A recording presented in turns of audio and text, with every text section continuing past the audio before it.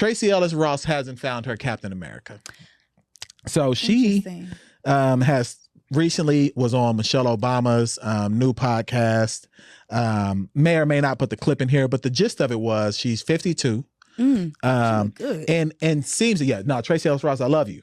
Like for real. Like you can, you know what I'm saying? I am a reasonable black man. You know what I'm saying? I got a family, but we are open to you. Like we love you. You know what I'm saying? So we love you. Like, but anyway, so she, in this video, she says that, I don't think she used the word regret, but she, would have wanted to have a kid and wanted to have family, but now she's in this position where she feels like the older men that she's encountered, they've got some toxic masculinity, which I don't know exactly what she was saying there other than maybe they conform more to gender roles.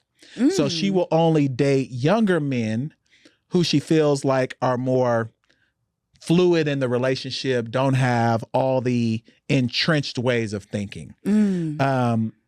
What are your thoughts? I mean, because women do kind of have a time clock on having kids. Women do kind of have a time clock, and we all think we have time. My assumption is that Tracy probably had men who had some of the things that she wanted, maybe not all, and was operating under that. I've got time. I've got time to find this man. I've got time to build a relationship. And the next thing you know, you don't. You're not as valuable. Tracy, you are as valuable in the marketplace. I'm just using that example that way.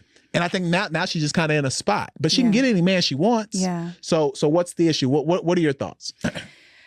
I do agree that women have a time clock. That's something that I'm not going to lie, I think about all of the time. As you said, I'm seasoned, so those thoughts come to my mind where I'm like, dang, I really want a family. I really want to have children, and I want to have more than one child. And see, that's different. When you start with one more than one, like you need to, hey. Trust me. Look, hey, what's going on? Let me stop. What are we doing? Let me stop. Okay, let me reel it back in. But I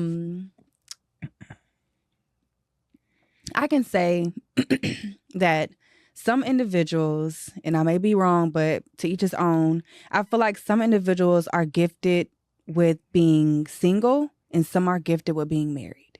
Okay. And they say it's a gift of singleness and a gift of marriage. And I think Paul speaks about it in the word, and he speaks about those who are unmarried. It's sometimes better to stay unmarried unless that's something that God has planned for you. And I wanted to say that because I know a lot of people feel like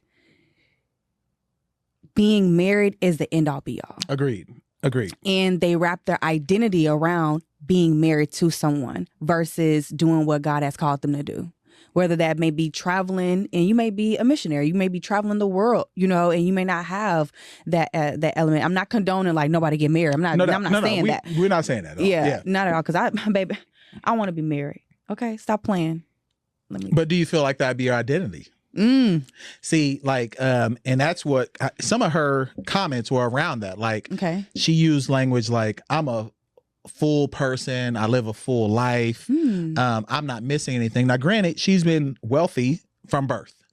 That's Diana Ross's daughter. Yeah. You know what I'm saying? That she probably hasn't, there's not even a lot of men who can, if we use biblical language, that's equally yoked.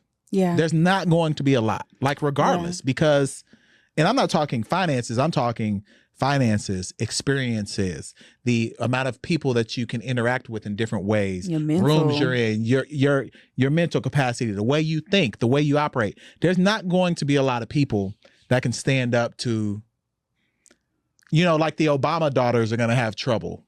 Yeah. Finding men who are equally, you're an Obama. Yeah. And it's like it automatically comes with that standard. And it's just kind of it's kind of hard because like they say, the woman is supposed to be the helpmate to her husband. And I do think that it's power in two. Okay. And becoming one with someone. Everybody's story is completely different, but I do think there is power. Like even as you get old, like how even though she may not be able to have children, I still think that she can find that person that pours into her and who can meet her where she is. But I think that also has to come with her sitting with herself too. And like you said, she has everything in the world. Her mom was Diana Ross. Yeah. And her siblings are actively in all of them. The industry, just doing amazing things. And so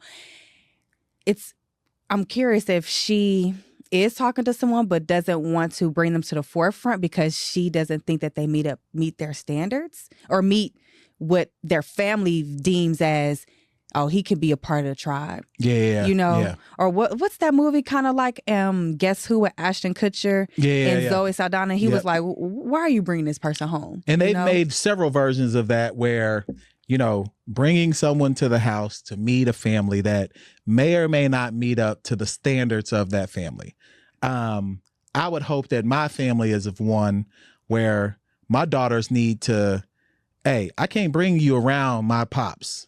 It's got to be, you got to be special, and I'm not saying that we're better than anyone because that's not what it is, but I want my daughter to have some pride in the man or woman or animal because I don't know, I don't know what these YNs are on. Like these kids they're crazy now. We're not condoning bestiality. These kids are nuts. Like they doing some wild stuff out there right now. Have you ever got on TikTok?